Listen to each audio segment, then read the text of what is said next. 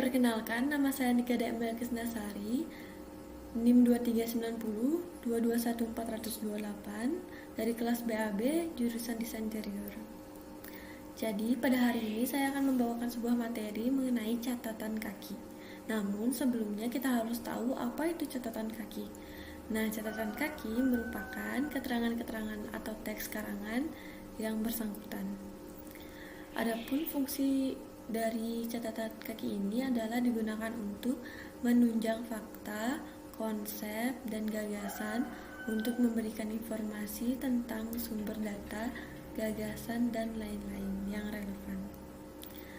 Lalu selain itu berfungsi untuk memberikan penjelasan tambahan tentang suatu masalah yang dikemukakan dalam teks atau untuk menjelaskan definisi istilah secara lebih cermat. Itu tadi adalah pengertian dan juga fungsi dari catatan kaki. Selanjutnya kita akan membahas tentang ciri-ciri catatan kaki. Contohnya, yang pertama, bagian yang akan diterangkan itu diberikan nomor 1, 2, 3 dan seterusnya di belakangnya.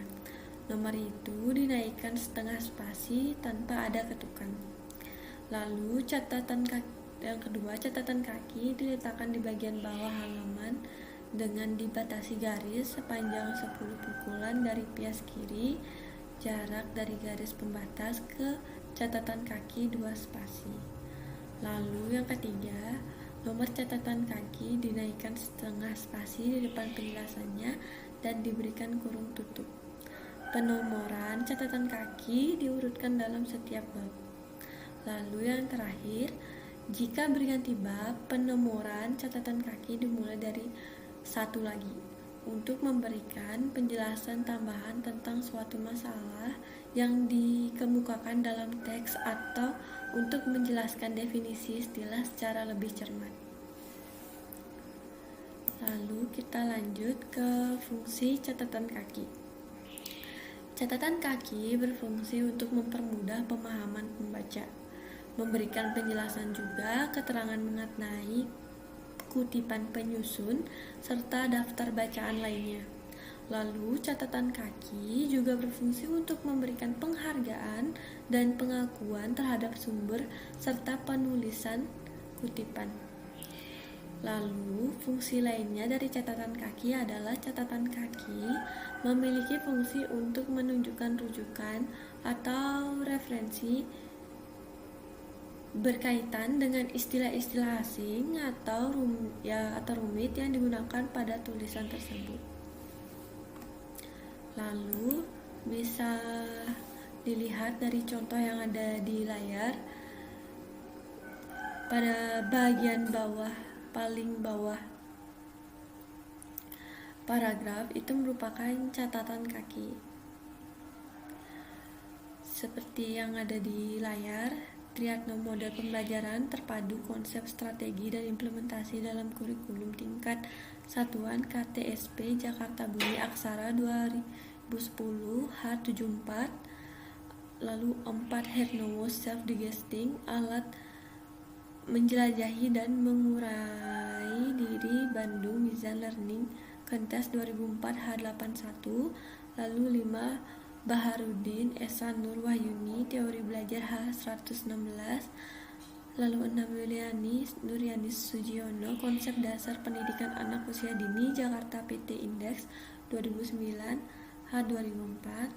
Lalu 7 Baharudin Esa Nur Wahyuni Teori Belajar H116 Triatno Model Pembelajaran Terpadu H74. Lalu kita lanjut ke catatan kaki rujukan atau data pustaka. Nama pengarang. Jadi catatan kaki itu rujukan atau data pustaka ini ciri-cirinya nama pengarang tanpa dibalik urutannya atau sama dengan nama pengarang yang tertulis pada buku diikuti koma. Lalu jika nama dalam tertulis lengkap disertai gelar akademis, catatan kaki mencantumkan gelar tersebut. Lalu judul karangan dicetak miring, tidak diikuti koma. Lalu nama penerbit dan angka tahun diapit diikuti koma. Lalu nomor halaman dapat disingkat BLM atau B. Angka nomor halaman diakhiri dengan titik. Lalu adapun penulisan catatan kaki yang benar, yakni catatan kaki dipisahkan 3 spasi dari naskah halaman yang sama. Yang kedua, antar catatan kaki dipisahkan dengan 1 spasi. Yang ketiga, catatan kaki lebih dari 2 baris diketik dengan 1 spasi. Yang keempat, catatan kaki diketik sejajar dengan margin. Lalu yang kelima, catatan kaki jenis karangan ilmiah diberikan nomor urut mulai dari nomor 1 untuk catatan kaki pertama pada awal bab berlanjut hingga akhir bab. Pada setiap awal bab baru diberikan berikutnya catatan kaki dimulai dengan nomor 1 laporan atau karangan tanpa bab. Catatan kaki ditulis pada akhir karangan. Lalu nomor urut angka Arab dan tidak diberi tanda apapun. Yang terakhir, nomor urut ditulis lebih kecil dari huruf lainnya, misalkan font 10. Lalu selanjutnya, adapun contoh dari catatan kaki tersebut. Yang pertama, William N. Dunn, Analisis Kebijakan Publik, terjemahan Mujahid Darwin, Yogyakarta Nandita, 2001 sampai 2032. Lalu yang kedua, Abraham H. Maslow, Motivasi dan Kepribadian 2, terjemahan Nurul Imam, Jakarta Pustaka Binaman Presindo, 1994 1-40. Yang ketiga, Dr. Albert Wijaya, Pembangunan Pemukiman Masyarakat Berpenghasilan Rendah di Ibu Kota, dalam Profesor Insinyur Eko Budi Harjo, MSc.Ed, Sejumlah Masalah Pemukiman Kota, Bandung, Alumni 1992, 121 sampai 124. 4. Dr. Kosmas Batubara, Kebijakan Pembangunan Nasional, sebuah sumbangsaran, dalam Profesor Insinyur Eko Budi Harjo, MSc.Ed, Sejumlah Masalah Pemukiman Kota, Bandung, Alumni 1992, 91 sampai 103. Lalu kita lanjut ke IBIT. Jadi apa itu IBIT? IBIT adalah singkatan dari ibidum, berarti di tempat yang sama dengan di atasnya. Lalu IBIT ditulis di bawah catatan kaki yang mendahulunya, dan IBIT tidak dipakai apabila telah ada catatan kaki lain yang menyeliminya. IBIT diketik atau ditulis dengan huruf kapital pada awal kata, dicetak miring dan diakhiri titik.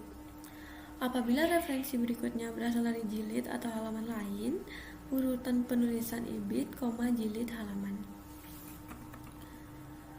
Lalu ada pun contoh dari IBIT, yakni yang pertama Peck C. Nauheiser, legenda manfaatnya bagi perusahaan, terjemahan Teguh Raharja, Jakarta Pustaka Binaman Presido, 1994 13-34. 2 IBIT, 3 IBIT 53-62, Hernewop, Pengikat Makna Bandung, Mizan 2002, halaman 109 sampai 130-an. 5 IBIT 133 sampai 145. Lalu adapun OPSIT atau Operecitato. OPSIT singkatan kata Operecitato berarti dalam karya yang disebut merujuk sumber yang telah disebutkan dan diselingi dengan sumber lain, ditulis dengan huruf kapital pada awal suku kata, dicetak miring di setiap suku, diikuti titik. Urutan penulisan nama pengarang, nama panggilan, nama famili, OPSIT, nama buku, halaman. Lalu lanjut ke contohnya.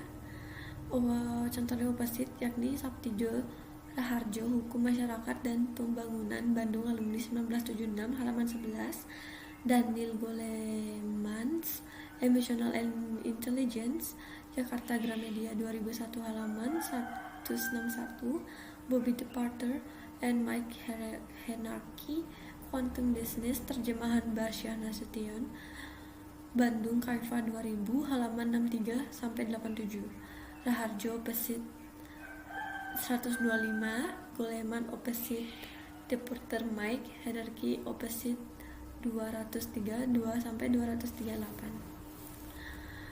Lalu selanjutnya ke Loksit Leukocytato. Loksit adalah singkatan dari leukocitato, berarti di tempat yang sudah disebutkan. Merujuk sumber data yang sama berupa buku kesimpulan esai, jurnal, ensiklopedia, atau majalah yang telah diselingi sumber lain. Kutipan bersumber pada halaman yang sama. Kata Loksit tidak diikuti nomor halaman. Jika halaman berbeda, kata Loksit diikuti nomor halaman, lalu penyebutan nama keluarga pengarang. Nah, contohnya seperti Sarwiji Suwandi, peran guru dalam meningkatkan kemahiran berbahasa Indonesia siswa berdasarkan kurikulum berbasis kompetisi, Kongres Bahasa Indonesia, Jakarta Pusat Bahasa Departemen Pendidikan Nasional Republik Indonesia 2003 1-15. 2. Abraham H. Maslow, Motivasi dan Kepribadian 2, terjemahan huruf in, Jakarta Pustaka Binaman Presidul 1993 1-40. Yang ketiga Suwandi Loksit. Yang keempat Adnan Buyung Nasution SH, beberapa aspek hukum dalam masalah pertahanan dan pemukiman di kota besar, dalam Profesor Insinyur Eko Budi Harjo MSc ED, sejumlah masalah pemukiman kota Bandung, alumni 1992. 5. Suwandi Loksit. Baik, demikian materi yang bisa saya sampaikan. Bila ada kesalahan atau kekurangan, saya mohon permaklumannya. Atas perhatiannya saya ucapkan terima kasih dan selamat pagi.